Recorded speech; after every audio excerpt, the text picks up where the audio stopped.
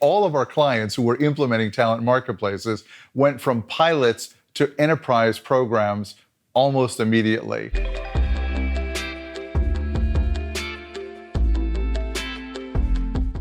All of us who've lived through 2020 and 2021, I think we can all say that we are futurists now. We've seen elements of the future. There were dynamics that led to talent marketplaces that we were exploring, of course, before 2020. We know that we need to have talent strategies and workforce strategies that enable us to deal with very unpredictable workforce requirements. Right? Earlier, work was simply much more predictable.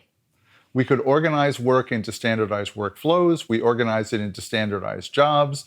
We could staff people in jobs for several years at a time, and we could go from one level of job to another level of job to another level of job, and it might take 10 years to go through 2 or 3 levels. Right?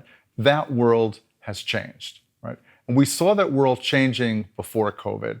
But what we also saw, and this was one of the very interesting dynamics of talent marketplaces in the last year or two, was that companies that had started to implement talent marketplaces in 2018 and 2019, when we immediately went into COVID responses, we saw most of the companies, in fact, I think all of our clients who were implementing talent marketplaces went from pilots to enterprise programs almost immediately in the spring and the summer of 2020, because they recognized the need to be able to move people around quickly, to create opportunity, and to identify capability.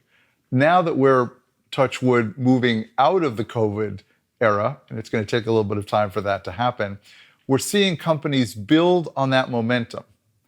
So what was important for them in terms of crisis management is now an opportunity as we're looking at the tremendous growth and acceleration of what's happening in our businesses over the next couple of years. So it supports the change that we've been through. It's enabled us to really operate as well as possible in the crises that we've been through. And it really is preparing us, hopefully propelling us into the growth that's going to be the next chapter that we're seeing.